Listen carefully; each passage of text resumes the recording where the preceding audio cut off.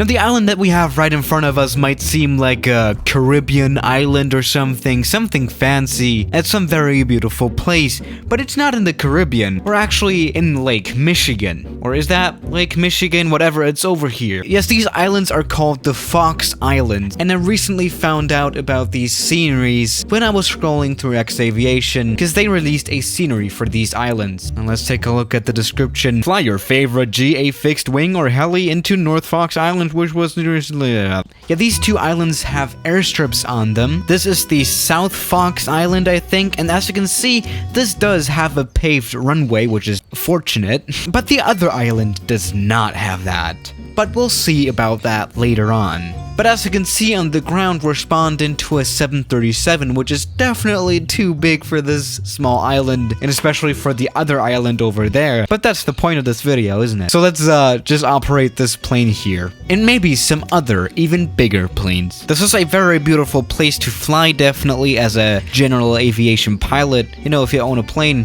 So let's check this place out. Now, here we are on the ramp. As you can see, we have a Cessna Citation Mustang parked here. Now, I think a Mustang is a little bit shorter. I don't really know what this plane is, to be quite honest. It's an old Cessna private jet. Next to it, we have a Cirrus, and here we have another Cirrus here, very nice, and we have a helicopter. Yeah, this place is nice for helicopters as well, and there are a lot of helicopters here in the summer too. And then finally, we have our 737. Let's find out if a 737 could operate here. Judging from the first impression, I think taking off and landing should not be that much of an issue, but let's find that out. And we're not gonna backtrack the runway, because we are too cool for that. I'm very excited to see how this takeoff will turn out to be. Let's just go ahead and take off. Alright, full power. And I don't think this will be a problem. We are at around 100 knots already, and we are slowly rotating already. All is fine. And as you can see, we have just taken off out of this airport in the 737. The 737 is quite a tough plane. Now, that was fine. Let's try landing the plane here, which also should not be an issue at all. Actually, we have so much space here that I think we can even go for a smooth butter greasy landing. Right, we're about to land. Again, let's do this a little bit smoothly now. Oof. The center line was not good for some reason. That was really not good. But whatever, we stopped and we didn't even use like half of the runway. So this runway is definitely airliner friendly. I don't think you should be operating any plane bigger than this here, but let's do that now. Now this is the 777, which is quite a bigger plane than the Boeing 737. You can already see this could be close, but we'll find out. Alright, flaps are good. Let's just go ahead and take off. Now these powerful GE90 engines might actually get us off the ground. That would be nice. We are taking off and all is good. Yep, no worries about this takeoff at all. This was pretty much perfection. We had sufficient runway left. We might have gotten a little bit close to these trees there, but whatever. Well, let's try landing this plane here. Probably shouldn't be an issue either, I guess. Or at least I hope. Alright, let's try to do a smooth landing as well. Oh, Jesus Christ. That was smooth butter, definitely. Let's try stopping now. That might be ideal. Oh, we can even hear clapping. That is nice. And just like before, we had no issues here at all. We still have a lot of runway left. This was a perfect landing again. That landing was quite a dream. And touchdown. Yeah, all in all, we can say that the South Fox Island airstrip is a very airliner-friendly place. You know, it's still an uncontrolled airstrip after all, but it's paved and it's long enough. And it is a very interesting place, definitely. And you know, Ryanair likes to operate at these smaller alternative airfields that are kind of out of the city. You know, like in Paris, where the airport that Ryanair is flying to is in a whole nother state, but that is another story. So maybe this is a suitable place for Ryanair, right? Okay, that actually got a little bit closer than I wanted to be, but this is perfect still, I guess. I mean, come on, if even the hard-to-take-off 747 can operate here, pretty much every plane should be able to operate here. Now let's do one last test at this airfield, and that is another landing test. Now, in order to have a plane certified to land at an airfield, you have to be able to land at the airfield without reverse thrusters. Yes, we're only allowed to use the brakes of the airplane, so we can definitely try that. Now this time we're approaching from the other side. This is definitely a very beautiful place to fly. I mean, it seems to be quite a popular place in the summer. I mean, the alternate airport would be the beach. That would be nice.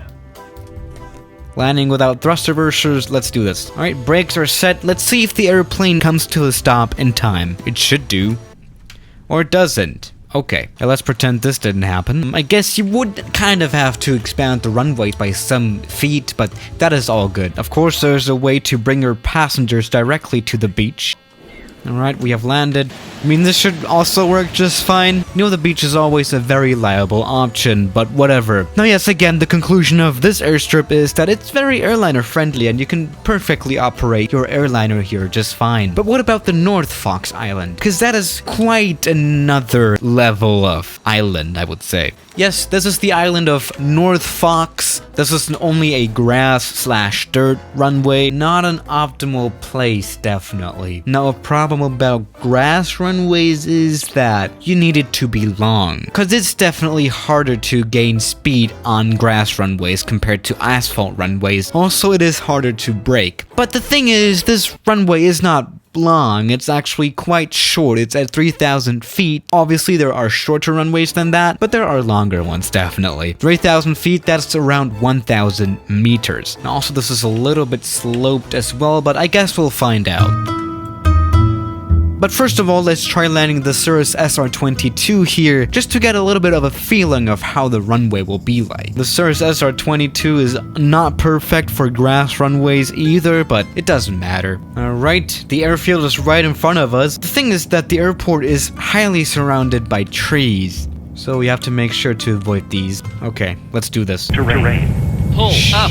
All good, all good. Alright, touching down. We have touched down, that is good. As you can see, we are barely stopping though. This could get a bigger challenge, I guess. Oh damn, this is a very bumpy one. Obviously this worked out since this is a smaller airplane, but I think airliners will definitely be struggling here. Let's find that out. Alright, now we're back in the 737. I hope this works. Let's just go for a full power takeoff. The slope here really does not help. This is getting bumpier and bumpier. We should take off now. Uh-oh. Alright, we almost stalled out on departure, and we crashed into some trees, definitely. This was definitely not an ideal takeoff. You know, as I already said, it is pretty hard to gain speed on a grass runway, or generally an unpaved runway, so this was definitely not ideal. So landing will definitely be quite a story, so let's do that. Alright, we're coming down. Okay, hard one. Let's just try stopping, I guess. Oof. We got some browning out happening too, obviously. But okay, alright, I'm impressed. I'm pretty impressed, actually. I've definitely seen worse landings here, I guess. Oh, that was a hard one. But we touched down quite safely and we stopped, which is the whole point. So that was a good one. Now, let's try this, I guess. Oh, goddammit. This will be a little bit challenging. Just a little bit. Uh-oh. Let's try stopping, maybe, just maybe. Okay, no, this won't work. Goodbye, 777. Now this is the Pilatus PC-24. We have already talked about this plane in the past on this channel. The Pilatus PC-24 is probably the biggest plane to be certified to operate on grass runways like this one. Yes, this plane is known for being very versatile. It can probably operate pretty much at any airport. Let's see if it can at this airport, or more like airstrip. Yeah, the Pilatus PC-24 is quite a modern plane. It came out in only 2015 or something. So let's see. Can we take off? I don't think this should be that much of an issue, and these little bumps will not hurt the landing gear. Actually, the acceleration is still super quick, especially for grass runway standards, and as you can see, we just took off. That was pretty much perfect. As you can see, this plane doesn't even bother with this grass runway at all, but it's leaving behind a lot of dust. That might not be ideal, but this plane is pretty damn tough. Let's try landing this one as well. Okay, this will be a little bit of a hard touchdown.